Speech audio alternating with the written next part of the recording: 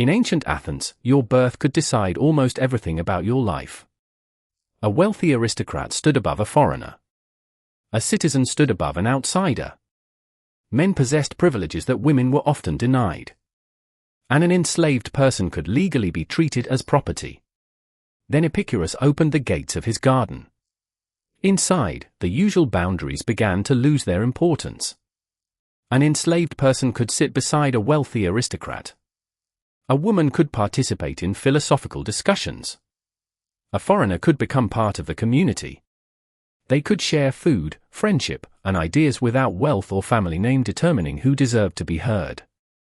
For ancient Athens, this was a remarkably unusual experiment, and this is the story of the Garden of Epicurus.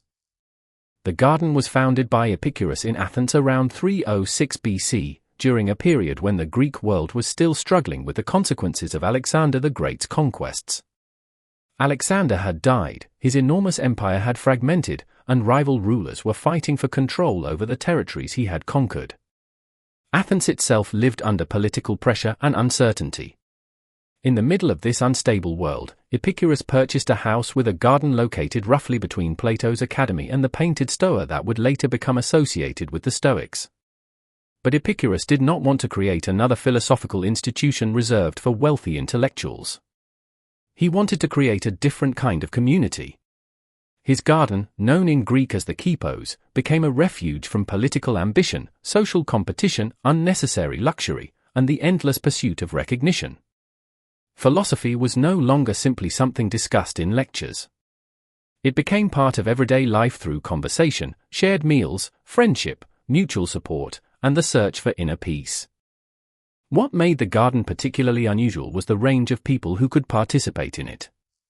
Ancient Athens was deeply hierarchical, and social position determined many aspects of life. Free male citizens occupied the most privileged position, while women, foreigners, and enslaved people faced serious restrictions. Epicurus created a community that crossed some of these boundaries. Women could participate in the philosophical life of the garden, and enslaved people could also be members of the community. This did not abolish slavery or create modern equality, and the garden still existed within the institutions of the ancient world.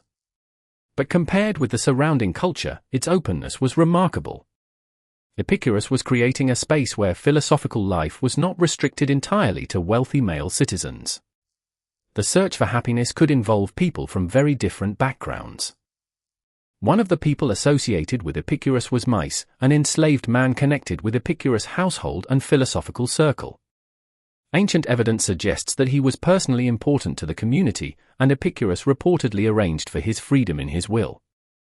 His story is significant because it shows that the garden was not simply a gathering of wealthy Athenians.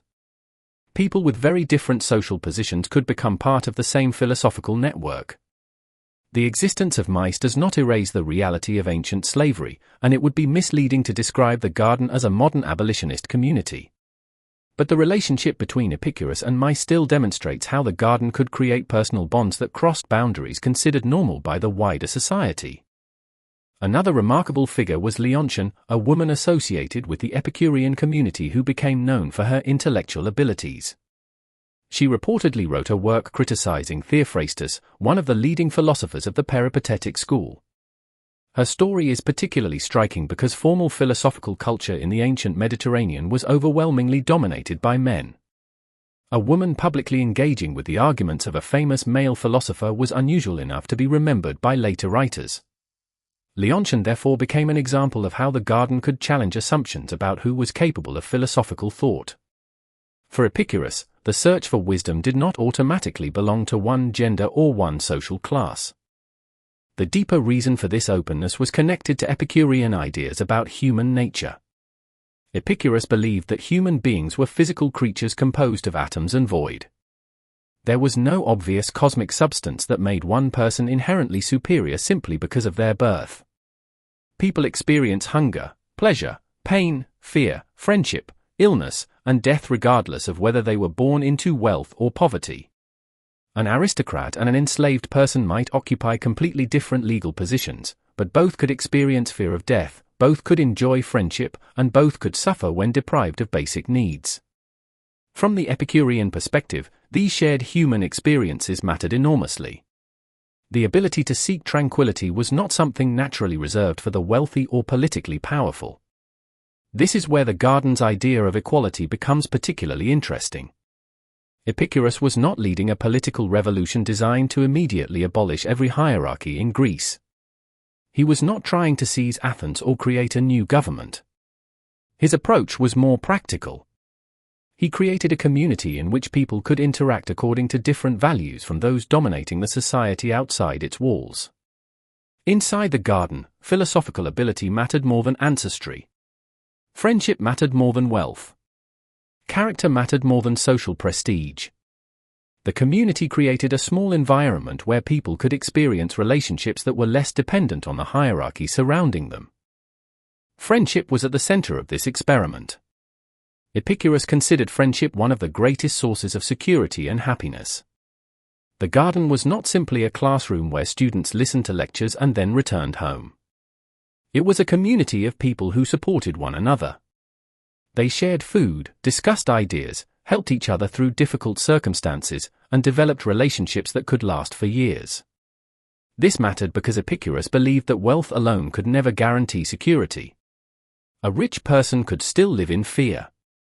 A powerful politician could still worry about rivals. Someone surrounded by possessions could still be terrified of losing them. But a person surrounded by trustworthy friends possessed something much harder to take away. Friendship provided emotional security, companionship, and a sense that you did not have to face every difficulty alone. This also explains why Epicurean pleasure should not be confused with luxury. The garden was not a community of people constantly feasting or searching for physical excess. Epicurus himself promoted a remarkably simple lifestyle. Bread, water, friendship, conversation, and philosophical reflection could provide enormous satisfaction. His goal was to reduce dependence on things that were difficult to obtain and easy to lose. If happiness requires expensive food, political influence, beautiful possessions, and constant admiration, then happiness becomes extremely fragile. But if a person can genuinely enjoy a simple meal with friends, far less can threaten their peace of mind. The less you need to be happy, the harder it becomes for the outside world to control you. Epicurus therefore encouraged people to distinguish between different kinds of desires. Some desires are natural and necessary, such as hunger and the need for nourishment. These are easy to satisfy. Other desires may be natural but unnecessary, such as wanting particularly luxurious food. Then there are empty desires created largely by social ambition, such as the endless pursuit of fame, political power, prestige, and unlimited wealth. These desires are dangerous because they often have no natural stopping point. A person can always become richer, more famous, or more powerful, which means they can spend an entire lifetime chasing something that never tells them that they have enough. The garden offered another possibility. Instead of asking how much more you could acquire, you could ask how little you actually needed. Instead of seeking admiration from thousands of strangers, you could cultivate a few genuine friendships. Instead of competing for political influence, you could create a peaceful community with people you trusted. Instead of filling your life with expensive pleasures, you could learn to appreciate simple experiences that were available almost every day. A meal did not need to be luxurious to be enjoyable. A conversation did not need to happen in a palace to be meaningful. Friendship did not require wealth. The garden also had its own traditions of celebration. One of the best known was Epicurus, a monthly gathering associated with the 20th day of the Greek month. Members of the community could come together, eat, remember Epicurus, honor their friendships, and celebrate the bonds that connected them. The existence of such a tradition shows that Epicurean simplicity was not the same as misery or asceticism. Epicurus did not want people to reject pleasure. He wanted them to understand pleasure better. A simple meal shared with trusted friends could be more valuable than an extravagant feast followed by anxiety and exhaustion. Celebration was perfectly compatible with a philosophy that warned against excess. Epicurus' deepest concerns, fear. He believed that many human beings were unhappy not because they lacked possessions, but because their minds were filled with anxiety. They feared death, divine punishment, poverty, political enemies, illness, social humiliation, and the loss of everything they had built. Epicurean philosophy attempted to weaken these fears through understanding. If the universe could be explained through natural processes, there was less reason to fear supernatural punishment. If death meant the end of conscious experience, then there was no reason to spend your life imagining the suffering that might come afterward.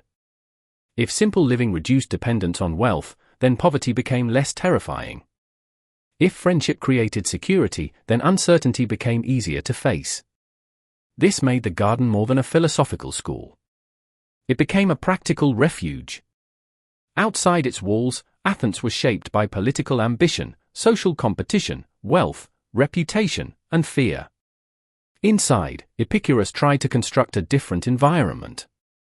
People could sit together, share food, study nature, discuss philosophy, support one another, and learn how to desire less.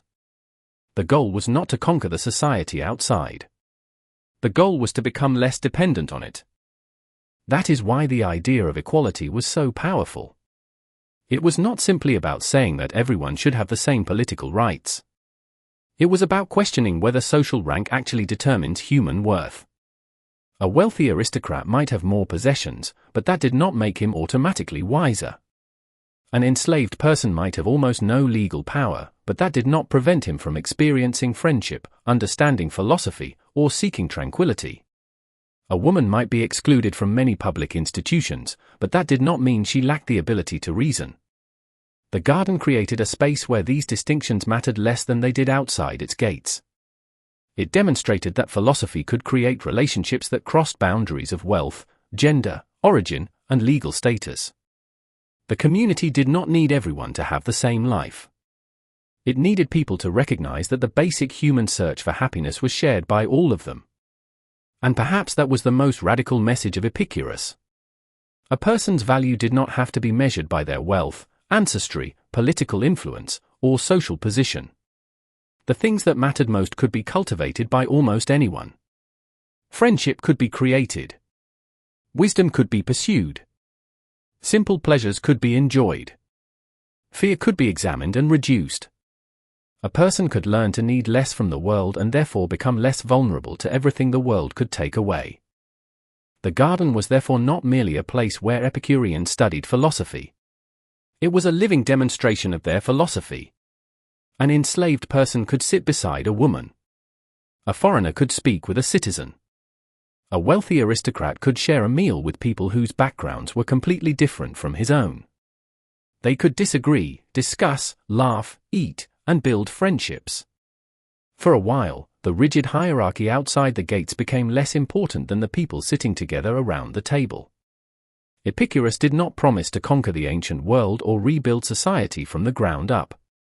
He offered something smaller and perhaps more practical. He created a place where people could experiment with another way of living. A place where friendship mattered more than prestige, where simple pleasures mattered more than luxury, and where philosophical worth mattered more than birth.